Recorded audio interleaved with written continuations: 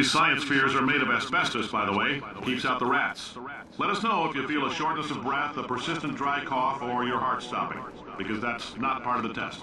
That's asbestos. Good news is the lab boys say the symptoms of asbestos poisoning show a median latency of 44.6 years. So if you're 30 or older, you're laughing. Worst case scenario, you miss out on a few rounds of canasta. Plus, you forwarded the cause of science by 3 centuries. I punch those numbers into my calculator, it makes a happy face.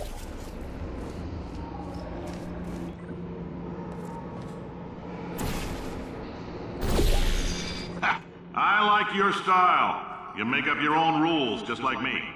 Bean Counter said I couldn't fire a man just for being in a wheelchair. Did it anyway. Ramps are expensive.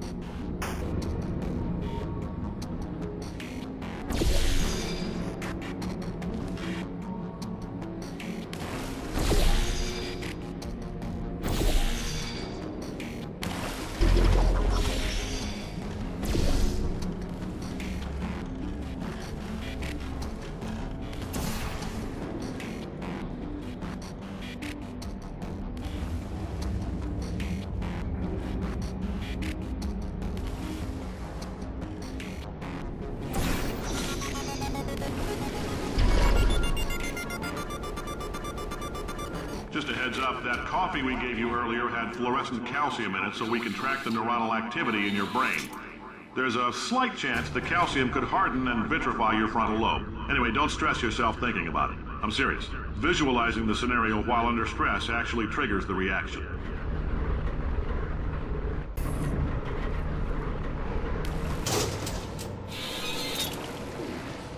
Now, if you're part of control group Kepler-7, we implanted a tiny microchip about the size of a postcard into your skull. Most likely you've forgotten it's even there. But if it starts vibrating and beeping during this next test, let us know. Because that means it's about to hit 500 degrees, so we're going to need to go ahead and get that out of you pretty fast.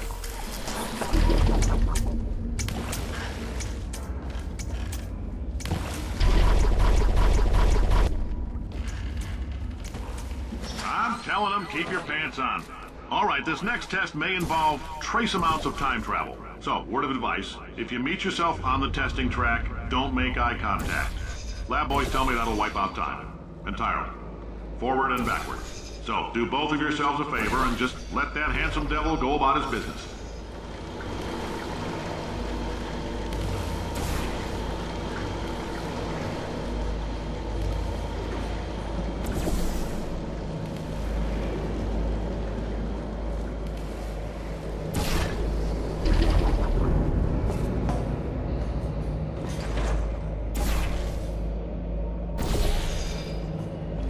If you're hearing this, it means you're taking a long time on the catwalk between tests. The lab boys say that might be a fear reaction. I'm no psychiatrist, but coming from a bunch of eggheads who wouldn't recognize the thrill of danger if it walked up and snapped their little pink bras, that sounds like projection. They didn't fly into space, storm a beach, or bring back the gold. No, sir, we did. It's you and me against the world, son. I like your grit. Hustle could use your work. Now let's solve this thing.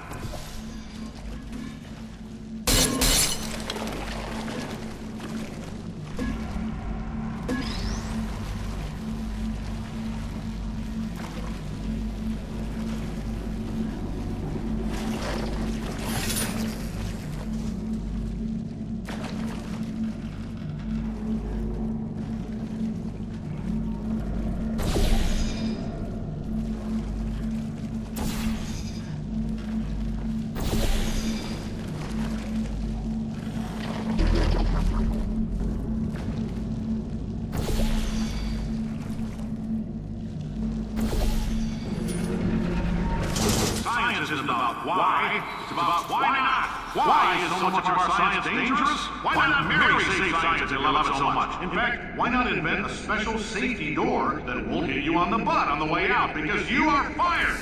Now you, test subject, you're doing fine. Yes, you. Box your stuff. Out the front door. Parking lot. Car. Goodbye.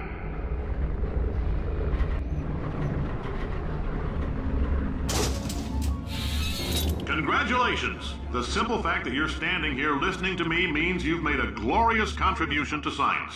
As founder and CEO of Aperture Science, I thank you for your participation and hope we can count on you for another round of tests. We're not going to release this stuff into the wild until it's good and damn ready, so as long as you keep yourself in top physical form, there will always be a limo waiting for you. Say goodbye, Caroline. Goodbye, Sharon. She is a gem.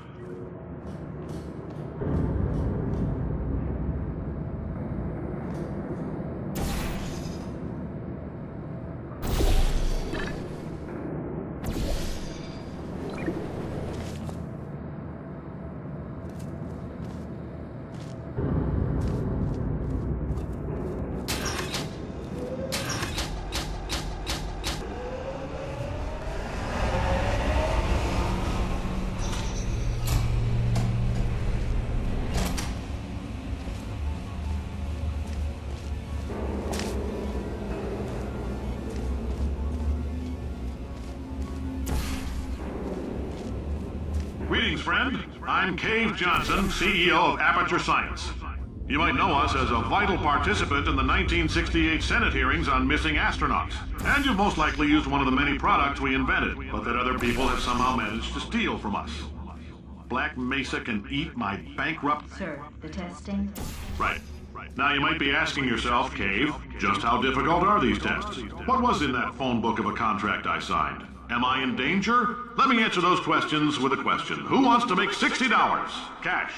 You can also feel free to relax for up to 20 minutes in the waiting room, which is a damn sight more comfortable than the park benches most of you were sleeping on when we found you. So, welcome to Aperture. You're here because we want the best, and you're it. Nope. Couldn't keep a straight face. Anyway, don't smudge up the glass down there. In fact, why don't you just go ahead and not touch anything unless it's test related?